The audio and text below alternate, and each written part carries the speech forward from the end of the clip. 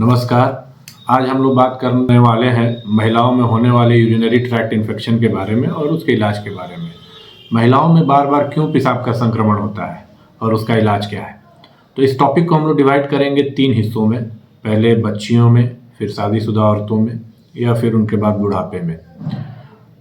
अमूमन देखा गया है कि औरतों में यूरिनरी ट्रैक्ट इन्फेक्शन वैसे भी पुरुषों के मुकाबले ज़्यादा होता है। ये रेशियो लगभग 5:1 है।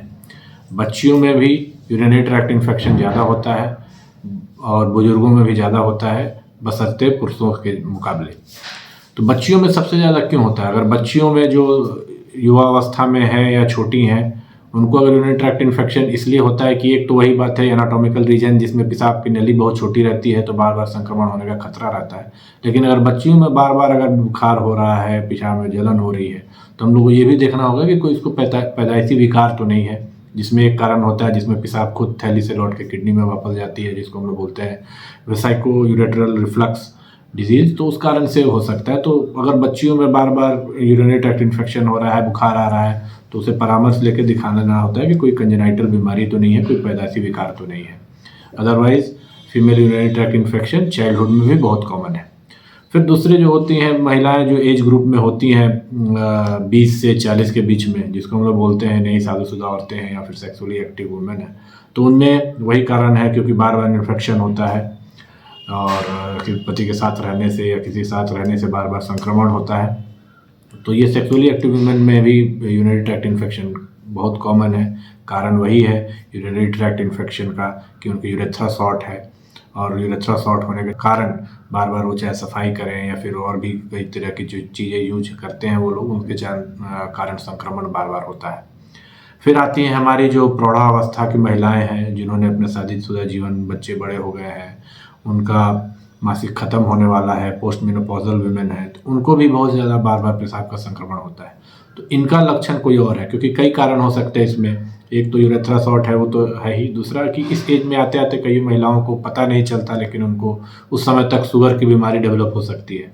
शुगर की बीमारी हो गई। कई पेशेंट आते हैं जो पहली बार उनको पेशाब का जलन ठीक नहीं हो रहा है, बार बार पेशाब लग रहा है, उस जांच में पता चलता है कि इनको शुगर हो चुका है।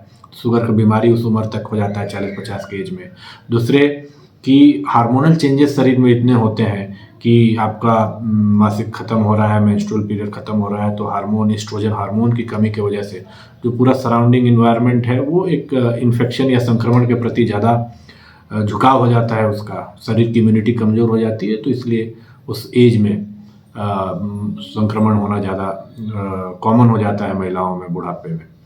और उसके साथ साथ अगर किसी का हिस्टेक्टमी हुआ है, बच्चेदानी का ऑपरेशन हुआ है, उसको भी अगर साथ साथ में दोनों अंडाशय भी निकाले गए हैं, ओवरी भी निकाले गई हैं, तो उसमें भी हार्मोनल डिफिशियंसी की वजह से इन्फेक्शन बार बार होता है।